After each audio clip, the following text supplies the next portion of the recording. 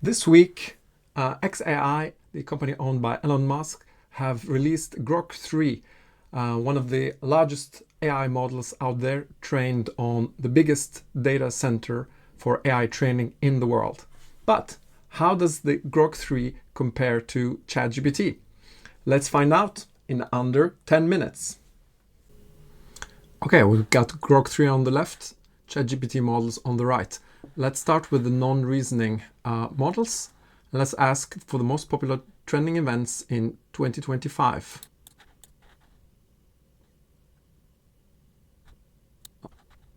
Grok seems to have had a little bug. Let's restart it. ChatGPT as of February 21st, 2025. Political development, global conflicts, climate environment, technological advances, space exploration, Blue Origin, launched New Glenn, artificial intelligence, DeepSeek. Yeah, pretty good. Grok 3 mostly focused on some movie release, some kind of research foundation, which I'm not aware of. Super Bowl, okay. To be honest, I find ChatGPT 4o a much better summary of events. Let's take the next test. Okay, now let's ask about a specific recent events. Why did the release of DeepSeek cause some tech stock prices to significantly decline? And let's see how much context and explanation each model gives us. Speed, they seem equal likely. ChatGPT, this breakthrough raised concerns about the sustainability of existing AI business models. And then there's 3 links. Okay, not enlightening. Grok 3, yes, DeepSeek introduced an open source cost-efficient AI model. DeepSeek claimed its model was developed in just 2 months for less than $6 million. That's the real cause of this. ChatGPT is mentioning it, but there's a little bit more detail here. There's a bit more information about the other tech stocks. And some analysts later called the sell-off an overreaction. I think that's also a good point. Yeah, I would give that one to Grok 3. Definitely more context and a more nuanced answer. Okay, now we're going to test some reasoning abilities. For ChatGPT, we're going to select O3 Mini High, which is the highest reasoning model that's relatively fast in the ChatGPT suite. And for Grok 3, it's still Grok 3, but we've switched on Think. We're going to give them a commute problem. John needs to get to work every day, has 4 options: driving, the bus, biking, or using a ride-sharing service. Each options have different time, cost, reliability. And John wants to make the best option given his priorities. So we get the typical options reflective of reality, where biking usually takes longest, but it's free. And reliability, of course, cannot bike when there is a heavy rain. And then John values his time at $20 per hour. On regular days, he wants to minimize his expected daily cost, both whatever he's spending on the transportation as well as his time. But when he has important meetings, being late is not an option. Find out which transportation mode is best for regular days and for important meeting days. Let's start off ChatGPT first and Grok 3. Okay, Grok 3 definitely shows you all of the thinking patterns like DeepSeek, whereas ChatGPT gives you just a summary. Sometimes it's actually not that helpful because it summarizes too much, but you could come back and trace all the steps that Grok 3 has done. It's pretty cool. Let's see who comes up with an answer first. Ooh. Let's crunch the numbers. Oh yeah, ChatGPT seems to have given us something. Regular days, minimize expected costs. It says driving. You're gonna have a total cost of $22. Oh no, it's just crunching numbers here, sorry. Conclusion for regular day, biking comes out on top with an expected cost of about 14.6. Makes sense. Important meeting days, timely arrival is a must. Ride sharing is the best because of the time it takes. That's simple. ChatGPT has arrived at the answer already, and it makes sense. But for AI models, that's not straightforward, right? Especially the reasoning ones, they have to go through the steps. And we see that Grok 3 is still thinking. Wow, I am actually surprised because I thought this would be relatively simple, but some of those reasoning models tend to go on longer loops to find out the answer. Okay, now there's an answer. Minimize daily costs. Okay. It's the same number crunching. The lowest expected cost is biking with bus as a backup. Yeah, that's right. Approximately 14.58, so both agree. Bus is the cheapest among the other options. That's a nice additional context. For days with important meetings, it did the number crunching as well. Ride sharing offers the shortest guaranteed time. Yeah, that's what's expected. So both arrive at the same answer. ChatGPT was a little bit faster, but Grok 3 gives a little bit more context and visibility. So for really complex tasks, you might like that more.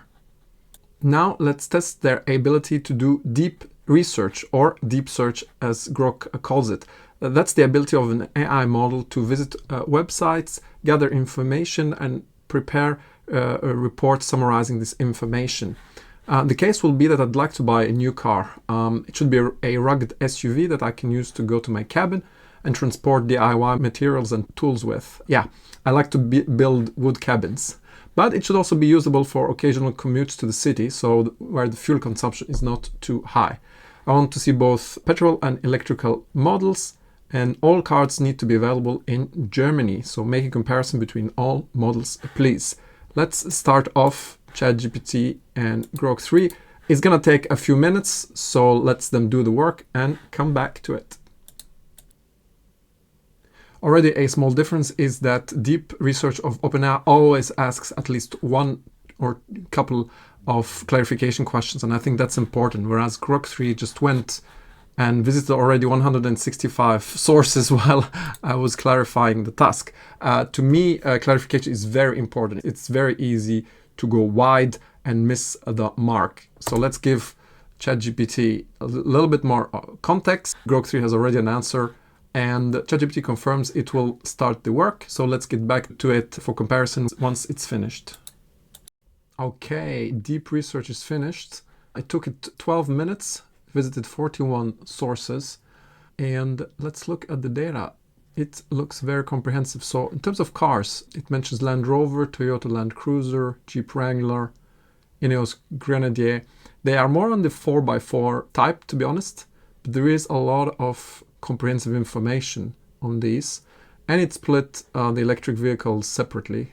Tesla Model Y, Audi Q8 e-tron, yeah, these are definitely ones I had expected.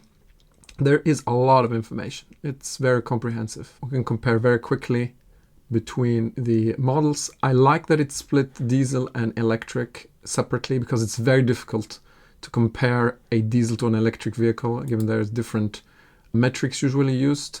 So that can allow you a good comparison. And there is even notes on reliability, maintenance costs, interior and tech. It's pretty good. My only gripe is the initial models for the petrol or diesel cars might be a little bit more off-roadish type, but it's solvable by maybe asking for different models. And then a small summary. So it's pretty useful. So let's see Grok. It returned very quickly. It went through 190 pages. It's found Mercedes-Benz 80, yeah. It's in that category. It's also done off-roaders, the Ford Bronco. I'm not sure if it's really available here in Germany. Much more of a read and get your information. It summarizes some information in the table. Overall, okay for a first draft. So the only electric vehicle is really the Mercedes-Benz G580. That's a little bit disappointing, because I definitely know there are more electric vehicles in that category. I would say it's an okay summary as in a first draft, but like in many other cases, deep research by OpenAI is much more comprehensive. So it depends on your use cases. For quick searches that are not that comprehensive, Grok 3 is probably enough. But if you want a lot of information, then deep research seems to win. That was a quick non-scientific comparison between the two models. I would say that Grok 3 is quite impressive, given that it's a new model and a little bit rough around the edges. Currently it's available for free. Probably it will be available in a limited fashion to X-Premium users at the minimum for $8 to $12 a month. And the highest grade version will be available for $30 a month. That was mentioned in the demo this week. So given that it will improve over the next few weeks, I think it's probably the best model in terms of quality, price. For me, ChatGPT stands out for higher-end cases, such as deep research. I also know that I've stated that it will be available to Plus users for maybe 10 requests a week. Currently, it's only available to Pro subscribers, and $200 a month seems very high compared to what Grok 3 offers. Only a very intensive use of deep research would justify that in my eyes. I would say ChatGPT for power users is definitely a good option. I hope it was useful to just see the two models compared on a task by task. If you liked this video, click the like button and subscribe for more videos on AI and tech. Take care.